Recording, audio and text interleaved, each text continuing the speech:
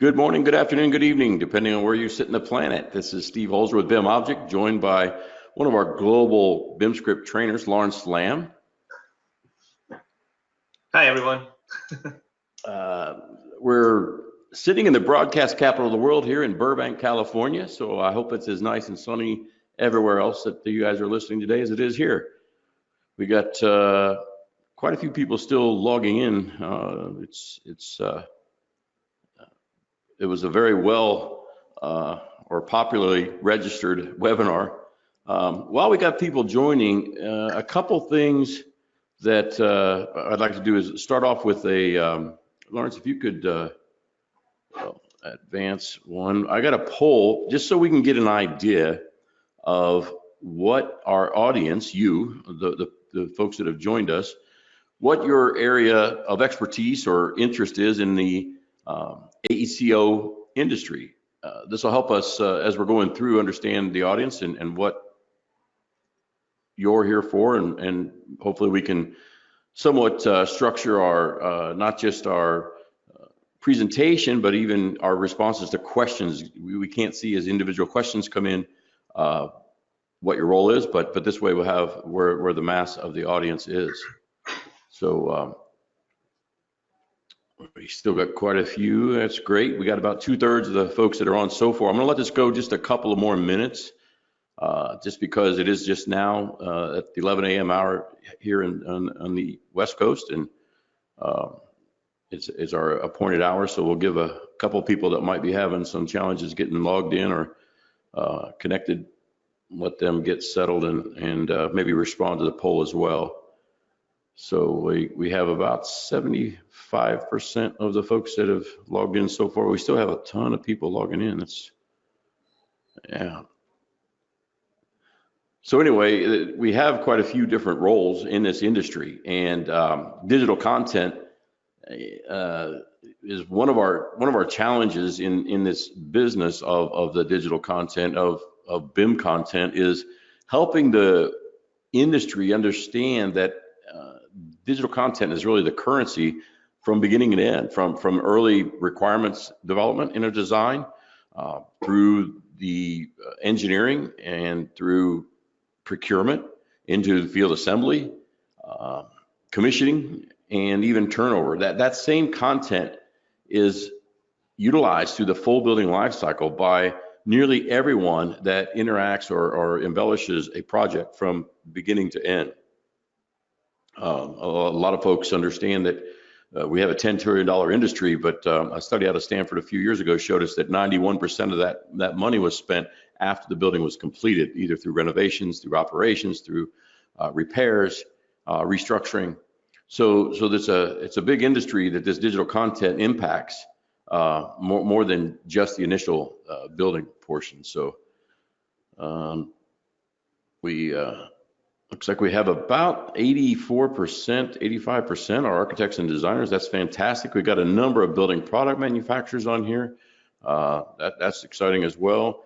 But the most for me is seeing now we have about nearly 10% of the audience is either in the construction and trades, the site assembly, or facility management and owner operators. So good to see that as well, because this applies to all of these various disciplines.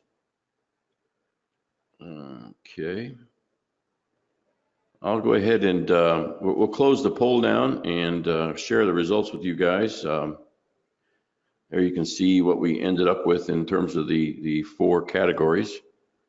So that's great.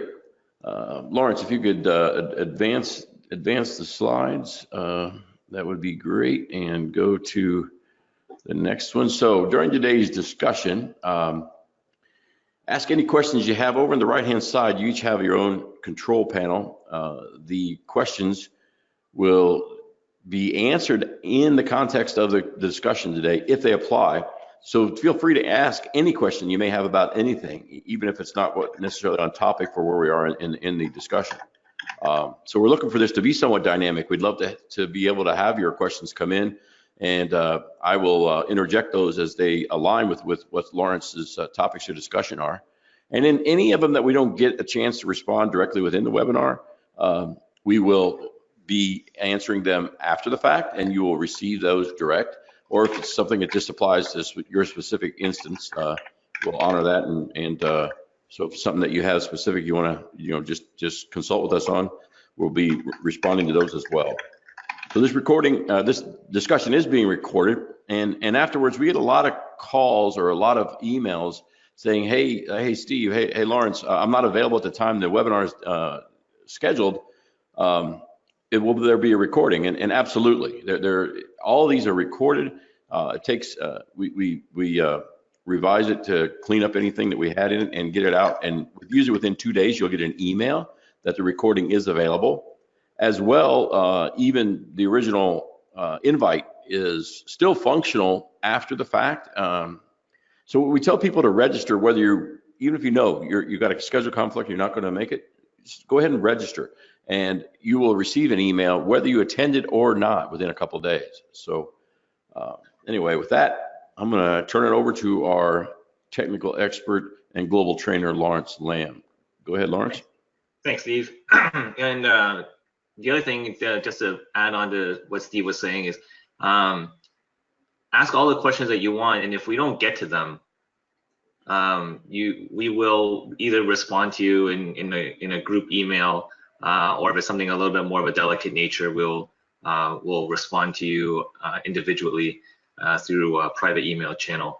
But please just be lenient with us. Give us a couple days to get through all the questions and things like that. But we won't miss you. So we'll get to them all within a week or a week or so. So I'd like to welcome everybody to this webinar. Today we're going to be talking about configurable objects. So what are configurable objects, right? We're going to find out what they are, what the challenge is pertaining to BIM content creation regarding parametric and non-parametric file types are. So when you're talking about configurable objects, how does that impact the BIM content creation? What do you have to think about? What are the pros and the cons of that? And then knowing what those challenges are, what do we at BIM Object have as a solution? So we're going to be going over some of these things today, and hopefully we can provide some educational materials so that you guys can, give you something to think about after the webinar is over. So how do we define a configurable object? So a configurable object for us would be a digital model of a product that could be manipulated through the inclusion or exclusion of options and finishes. So options could be anything physical that you put onto a product, and then your finishes are your colors, your textures, and things like that. And then we further break that down into pre-configured objects, which would be a static file, and a post-configurable object, which would be a dynamic file. So when you're looking at a static file, you're looking at a file that it has that has a set of configurations already. So there's nothing to pick from. Like there's no choices afterwards. So it's going to be a static file that still has parametrics or data within the model, but in terms of changing the way it looks or changing the size and things like that, you're pretty much stuck with what you got as a static file. And then a post-configurable object or a dynamic file would be something where you would take a product and put it into your project, and if halfway through the design process you want, let's say, a table to be bigger, then rather than downloading and getting a new static file for a different size of the same table, you can dynamically change that within some of the options that are provided for you for that particular product. So when we're looking at this, and a simple example would be like a toilet. So here we have a Kohler toilet, and it has a left flush lever, right? But you can also get the same toilet as a right flush lever. And you can also get the same toilet again with a left flush lever with no seat cover. So one product can have several combinations or configurations for it. So if we're looking at it like this, each one of these options here, left flush lever, right lever, or a left lever with no seat cover. If you look at it as a pre-configured file or static file, you would get 3 different files. Whereas a dynamic one, you can just download the one family and then just pick the options as you're going through within your project. Okay. Hey, Lawrence, so we got a question on the, basically they're asking the number of complexities, the number of configurable parameters. Is there a limit to that within BIMscript? There isn't an actual defined limit for BIMscript, but when you're designing when you design the content, there's a few things that you have to take into consideration, which is file size, the number of configurations that are present, and whether or not that is reasonable for an end user or for someone to consume within their project. So if we look at let's say an air handling unit that has, if it had 50 different configurations, would it be, you have to ask yourself when you're designing the content, is it reasonable to have 50 configurations within one file, or can we further break that down into kind of like a subfamily so you have less configuration? So you have your main choices and then your smaller configurations within that, and so you can split it up. Instead of one large file, you can split up into 3 smaller ones, which would just be as usable. But in terms of limit, there isn't a limit. It's just that the more options you add into your file, the larger the file size grows, because you have all of these different permutations that come out of it. So yeah, that's great. So that's kind of a best practice then, is what you're suggesting, to minimize things. So if you had if you have 1,000 toilets in a building, you may not want them all to be totally configurable when they're only one configuration of that toilet in a 32-story building, I guess is what you're saying.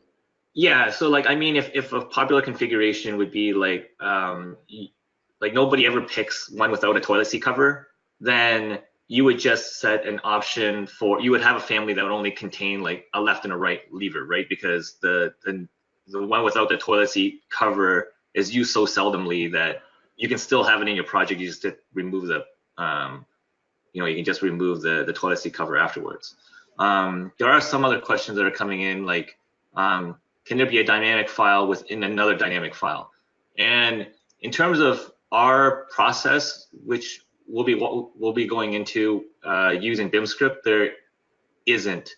I know in some applications you can nest files within itself, but that adds the complexity and the file size. So when you get to that level where you're nesting a dynamic file into another dynamic file, the file size gets rather large, and if you're using many of those within the project, and it starts to slow the file, your overall project file down, in which case your computer may seem sluggish and it'll affect the performance of that. But you can do it. It's just, it may not be the most, it may not be the best thing to do within a project. And then what advantages are there with BIMscript versus a Revit family? So that's a good question, because BIMscript actually generates Revit families. So it doesn't, BIMscript will generate families that are, I wouldn't say overly complex. So it doesn't handle doors and windows per se. Revit can handle doors and windows better than BIMscript. However, if you do create your parametric model within BIMscript and you generate the different file types out of it, Revit is one of the file types that does get generated through BIMscript, and it actually creates the type catalog as well. So if you're generating a file that has discrete parameters, those discrete parameters, it combines, or it develops all the combinations within those discrete parameters that you've set up, and it creates a type catalog out of it. So there really isn't a BIMscript versus Revit. We kind of create Revit, we support Revit with BIMscript, and in certain cases, and depending on what product you're going to design, Revit is actually a better candidate, only because it can handle the more complex models than BIMscript can. So we're Hey, talking about Lawrence, this might be a good place. Since we have such a large audience, many of them may not have been on a BIMscript webinar before. Maybe if you ran down what is output real quick before we go a little further, the file types that are output by BIMscript, that might help people understand. Yeah, that's great. Yeah, so BIMscript is basically, for everybody who is new to this, BIMscript is a plugin for a BIM system called Rhinoceros, and BIMscript is a scripting language where you generate or you create your models within Rhinoceros, and then you apply a scripting language, which is based on C and C++ to the model. So within the script, you can actually define your material sets, you can define your discrete parameters, you can define range parameters so that you can make the model parametric. And when you do that, you can tie that into a product page, which resides on the BIM object environment, and BIMscript will actually generate 9 different file types at once. So as soon as you submit the file into our cloud to host it onto that particular product page that it's tied to, it will generate 9 different file types. So the 9 file types would be, for your parametric models, it would be Revit, SketchUp, and ArchiCAD. And then your non-parametric files would be OBJ, STL, FBX, DWG, IFC. So you have those, and it's actually like AutoCAD or DWG 2D and 3D. So that's where you get the 9. So that's what BIMscript does. BIMscript allows the end user to create content from one platform, but at the end, when they submit the file, it actually generates files for 8 different platforms. Actually 9 different platforms, because we support Vectorworks as well. So it actually goes out to 9 different platforms. So you get to save some money in terms of content creation for time and software, so you don't have to invest in all the different native softwares to complete or to create all of those native file formats, and you don't have to hire someone who's an expert in each of those platforms to create that file within those formats. You only need one person who can use Rhino and BIMscript to generate the 9 files. So hopefully that's really quickly, in a nutshell, that's what it does. But we'll have webinars in the future to go through. Yeah, we'll go through the exact process of that as well, because we had a couple other questions here. So maybe a lot of you folks they're brand new to this, and that's really exciting to see you're on. We got a question that's, what is Rhinoceros? And that's what Lawrence is speaking of. Rhinoceros is the current platform that we use as the genesis or the generation point to all those file types. And it is available, the latest 3.1 is available as a free download for Rhinoceros 5 and Rhinoceros 6. So we'll touch base at the end. Why don't we wrap that up with our discussion and questions? I made a couple notes here. Lawrence, we'll fill in a little bit about the training and what you need to get more engaged. For sure. So what are the challenges of creating these pre-configured objects or pre-configurable objects? Well, as we talked about before, there could be too many configurations. The matrix of configuration could be just astronomical, into the thousands. Different sizes and shapes, play a part in that. The number of finishes will play a part in that, and physical options. So like if you have, in this particular case, if you're looking at this picture here, you're looking at all these condenser fans outside of this apartment building, and you can see some have 2 fans, some have 1. The location of the fan is a little different. The grill is a little different, and the overall size of the unit is bigger or smaller. So all of these things play a part into the number of configurations that need to be generated when we're looking at pre-configured objects. So the non-parametric files require too many individual files. So if you think about it, if you're doing a pre-configured object, for all of these fans, you're going to have to develop one digital file for that file type for each of these different combinations. And then which ones do you do, and which ones do you create, and which ones do you skip?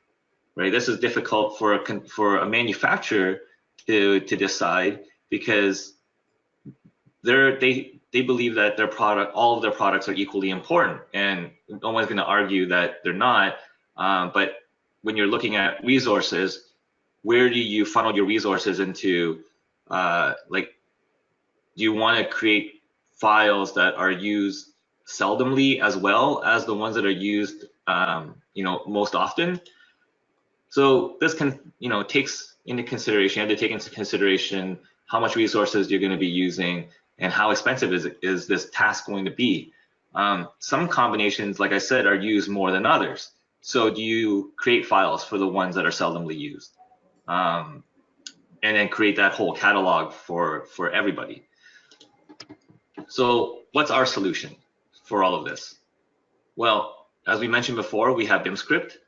So BIMscript is our content development tool, which is a plugin for Rhinoceros, like we mentioned earlier. And we combine that with our online configurator. So our online configurator actually works in conjunction with BIMscript. So if you don't have a BIMscript file, you don't get the online configurator. So they kind of couple together. It's just that the online configurator is the front end portion that the end user gets to see with all the nice buttons and bells and whistles and stuff. So what does it do? What can BIMscript do? Well, we can add your parametric properties into the source model. You can generate parametric and non-parametric files in the non-file types like I mentioned earlier. And the non-parametric files are created on demand through our cloud environment. And this is really important because if you're doing it in this particular scenario, you don't have to create a file for every single combination. You're creating the file on the fly for the combination that the end user wants. So there's no library of static files that are sitting in the cloud waiting for someone to download. They can configure these things and download them on the fly as they go. So here we just show, I'll show you a video in a moment, but the way that the online configurator works is they pick a non-parametric file type that the end user wants to download. So in the video, we'll show you it's a 3ds file. So 3ds files are just 3D files used for rendering. If you're using like 3D Studio Max or Maya or something like that, you could use a 3ds file. And then they configure the product that they want through the product configurator.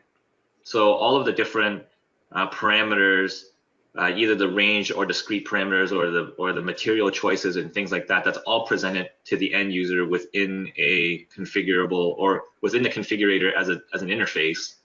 And then they can select all the different options that they want and build it the way that they want it to be built. And then they can download that one particular instance of that file that they just configured and consume it within their project. So we'll take a look at the video. They go and download, they'll go and pick a non-parametric, which is a 3ds file. And it loads up the configurator, which is what you see here. And the configurator will show you the model that the users has chosen. And then they can now change the bracket. They can change the angle at which the light is sitting on. They can change, they're changing the angle there and the lamp height. And then they just hit configure. So it reconfigures that model with using all the options that they got. And now it's changed the model to that set configuration, and you can now download. So once they download the file, they can now consume it within their project. So what does this do? It helps you save time, right? So the end user at the end of the day, if he needs a pre-configured object, they don't have to download a whole library of files and then go through each one to find out which option that he wants to use. He can configure it online and see it as he's configuring it. And the manufacturer can save time because if they're using BIMscript to create their content, they no longer have to make every single option for that one product. It also helps save resources. So, if you're not making that many files, you don't spend that many man hours on creating the content. And again, that also equates into saving money. So there was one question that says, does it have to be 3D? So the answer is no, not for our product. So we actually can generate a pre-configured 2D DWG as well. So it's not restricted to just 3D, but the 2D, the non-3D, which is the 2D version, is only for DWG at the moment. So, so here I think Steve has set up a new poll, a different poll, just to see how everybody uses their files. Do they use it pre-configured or post-configured files within their BIM BIM project? So, and we're talking about like a BIM a building done in BIM. So, you know, Revit or something like that. Yeah, some platforms we know don't, they won't actually manage the parametric capabilities within the software. So the question that we had, and we ran this video early this morning our time, but in Europe, and I was shocked at the number of people that actually used the static pre-configured instances. So in that case, it's what Lawrence just demonstrated. You'd pre-configure it and download it, or maybe they would just have it off of another site somewhere that was a static instance that wasn't parametric. There was a pretty large percentage. So we're just trying to understand how you guys are using the content. And while that's going on, we will have some more questions and discussion at the end. But one other question that came in that I thought was pretty interesting. It's and especially because it was for O&M purposes, for operations and maintenance purposes. It says, is the information also dynamically pre-configured to each specific option? So in some software, it can be if all of those factors are in there. But one thing that's unique about the BIM object platform that you may or may not know is we provide the capability of externalizing property sets, all the metadata. And there are a number of standard property sets available. This is if the manufacturer chooses to populate those. So for instance, COBie data is required not only outside the US, but in every US government funded project. COBie data is part of the turnover for anything GSA, DOD, any of the government agencies that are furnishing those. And COBie data is a subset of IFC. That's hard data to pull out a lot of times at project closeout. They're looking for all of the serial numbers and specific asset management information. That is available in the BIM object platform externally, so it doesn't have to load down the model during the design phase through our property sets, and it can be populated and accessed later in the process. So that was a good question there. So it looks like we've had, and it's about the same split. I'll close the poll and share the results real quick. We do have 18%, you know, it's about 1 to 5 on using fully parametric versus static content. So that was pretty interesting, I think. And Lawrence, if you could give us the last slide there. I'll let you go through the other questions, Lawrence. There's a few that you might be able to answer better while we if you can put that last slide up. That would be great. There was one question that I kind of wanted to answer. So one of the users, Stacy Orr, had mentioned that she used a Rhino file within her Revit project, and everything started to slow down. And it doesn't necessarily mean that the Rhino file was bad, but you're importing, when you import files from one application to another, then your native application has to do some kind of like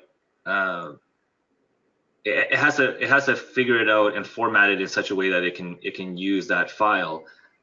When you're looking at how Rhino and BIMscript work, you're actually taking the model and then generating an actual Revit file out of it. So you're not you don't have to think of it as importing a Rhino file into your Revit model or your Revit project. You're actually just getting the Revit file for Revit. So that file has already been converted and optimized within our black box system in our cloud. It takes that code and it breaks the model down, and it it creates the Revit version for it, and it's optimized for Revit itself, just like it would be optimized for all of the other platforms that we support. So yeah, it's different than getting a Rhino file like from Rhino and then doing an import into Revit. So this is, you're not importing a BIMscript file. You're actually you're opening it. You can open it. You can edit it. You can do whatever you want, and it looks, feels, and acts just like a Revit file. So yeah, as we wrap up, we got on the final screen here, bimscript.bimobject.com is currently where you can find out much more information, actually request to become accredited. I'll talk about the accreditation process in just a second here. You can reach any of us on the BIMscript team at bimscript.bimobject.com for questions, comments, enhancement requests, coaching. Lawrence and Peter are extremely knowledgeable of all the various platforms and have the ability to help deal and coach you through the best practices. After the webinar closes out, there'll be a short survey, and it's really only a couple things. We like to keep it short, but we really want to hear back from you guys. What else you want to know about? What can we help you understand and learn? What can we deliver? And any other feedback you may have, we'd love to have that and understand how to better serve you. You can also stay up to date with BIMscript there's a LinkedIn page for BIMscript on LinkedIn. As well, there's a group. Now, the difference being, the reason we have the page versus the group is a closed group that you belong to, and only people that are in the group can see those postings. So you can have some discussions there with other folks that are using BIMscript. But on the BIMscript LinkedIn page is where we usually post all the upcoming webinars. Today is our webinar Wednesday. The fourth Wednesday of every month, we have what we call a topical webinar. Those are pushed out earlier in the BIMscript LinkedIn page, even before the invite goes out. As well, the second webinar Wednesday of every month, we have Learn How to Become an Accredited BIMscript Content Developer. This is all things you need to know to get set up. There are two ways that we currently offer the accreditation process. One is online e-learning, and it's fully self-paced. That's not to be said that you're left on your own. Lawrence and Peter are available through email for response. They actually will also be the ones that are checking the model that is created as part of that process. As well, we offer, that's called our BIMscript online accreditation process, or BOLA. The BOSA is the BIMscript on-site accreditation.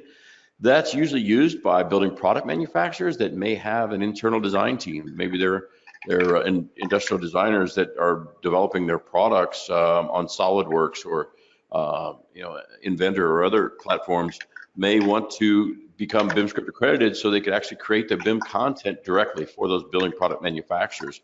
When we do that, we do charge for that just to recover our expenses essentially. So there's again no fee for the BIMscript license or plugin, if you will. There only is right now a software fee for Rhino. You can download it and go through the complete accreditation process for a 90-day free trial in Rhino to see if that's something you want to use before you invest in it. It's not a terribly expensive piece of software that you would get direct from Rhinoceros. But anyway, the on-site ones also one added bonus. It's typically a 2-day learning session, and Lawrence or Peter will actually work with the building product manufacturer and use some of their specific products to train on, to teach on. So we've done this with a number of companies, and it's usually much more successful when they're able to kind of really optimize how they're going to structure even their content through discussions during the training. So anyway, that's available to you, and you just reach out and contact us for either way that you are looking to become accredited as a BIMscript developer. So with that, that's about all I have, Lawrence. Anything else? Any other questions that came in that you want to share out or comments? Yeah, there was one question here, and I kind of answered it while you were wrapping up, but the question was, does Rhino metadata transfer over to Revit, i.e. the model data, the manufacturer data, etc.? So Rhino itself, I can't speak to that, but if you use Rhino in conjunction with our plugin for our BIMscript plugin, then yes, because it grabs all of the metadata from the product page, which is controlled by the manufacturer. So all the manufacturer will enter in all the metadata, manufacturer information, all that sort of stuff on the product page, and BIMscript actually will go out and get the metadata for that one product from that specific product page and then embed it into the file, so that when it generates the Revit file, all of that metadata does go along with the model itself, and you can see it within Revit. But as Steve has mentioned before, the metadata is externalized, much like the properties, so that the manufacturers themselves can go in and curate the content they can curate the metadata without having to create a new model each time, forcing the end user to download new models. BIM Object has apps for Revit, SketchUp, ArchiCAD, AutoCAD, Vectorworks that will, once you've downloaded the model, they're actually tied to a product page, so you can go in and hit an update button and see if there was any updates to the metadata itself for any models that you've downloaded from BIM Object that's within your project. And if there's changes, it'll let you know that certain products have updates, and you can just go and fetch the updates, which is the updated metadata, and push that into your current model, so that you can ensure that your model always has the most up-to-date information.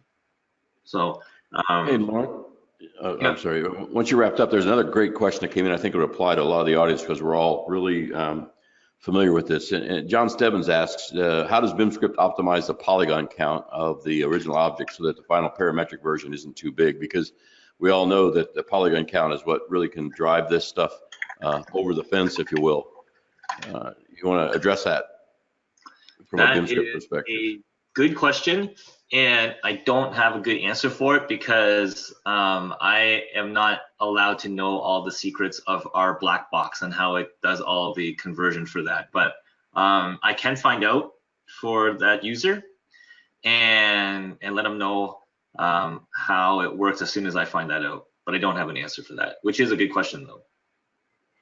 Yeah, and it does, and Lawrence, maybe you can address this one because I know it's a big question and I'm still not even 100% clear. The difference between NURBS and Mesh and Revit, how it uses those. I mean, this is pretty technical, but this has to do with that polygon count as well as and the file size.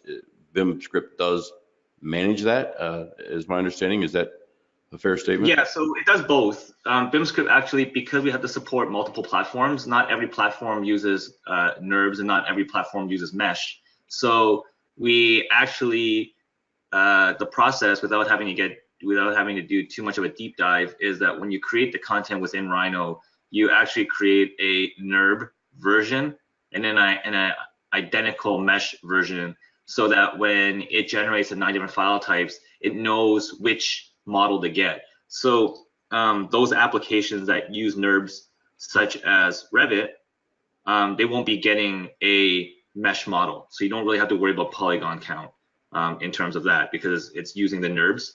And then if you go into like a 3ds file that uses a Mesh, then it'll take the Mesh version of the Rhino file that you created and send it out that way. But it doesn't, I don't believe it does any kind of pre-optimizing for the Mesh when it exports to like a 3ds. You can control the Mesh count within Rhino itself. So there's tools that you can use within Rhino to control the Mesh count. But if it does, but I can find out, to touch on the last question before, I can find out to see if we do any further optimizing with the Mesh. But back to the NURBS and Mesh question, we're actually going to have a webinar coming up soon that is the actual topic where we talk about meshes versus NURBS and why they're important and what the differences are. So if you are interested in that, that webinar is going to be happening in the next several months. So please stay tuned for that announcement, and we would love to see you on that webinar. Yeah, one other a good question came in from Sahir Iskander. For presenting different design options, would the designers need to download different pre-configured models from the configurator, or is the fully parametric models more advantageous? That depends on the platform you're using. Many of the simpler software platforms do not manage any parametric values or allow you to configure those once it's in the model. The static design is all that's actually able to be managed. So it really depends on what model authoring platform you're using, what software you're using, which is, there are a lot of different ones used. That's why BIMscript was developed, is to optimize building product manufacturers' offer to the design and engineering and building owner community. So we know that many buildings are using many different types of platforms of modeling software for a single facility throughout its life cycle. And this BIMscript is one way. I like to say you get 9 for the price of 1. But in any of these things that you're looking for, that either a question or as we go forward, we always look for enhancement ideas as well. BIMscript is a fairly new, it's only 2 years old, and it's been evolving, and it's really gotten a lot more robust. There may be different file types down the road in the future. It's all going to depend on what you guys, what the market and the users tell us that they need. How can we make this tool work for you in a much better way as it evolves? How can we, what other file types are you seeing and that you're needing and want to utilize? When this initiative was launched, our market studies showed us that these were, with the 9 that we're doing, we caught the vast majority of it, but certainly software, as we all know, technology is an ever evolving, daily, sometimes multiple times a day, changing. So help us stay ahead of you and keep things what you need and build the tools that you need by communicating with us through either the email or the contact form.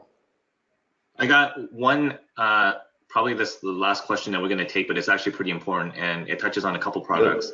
Is BIMscript something that an architect can use to create their own objects for their own use, or is it just for creating objects to post on BIMobject.com?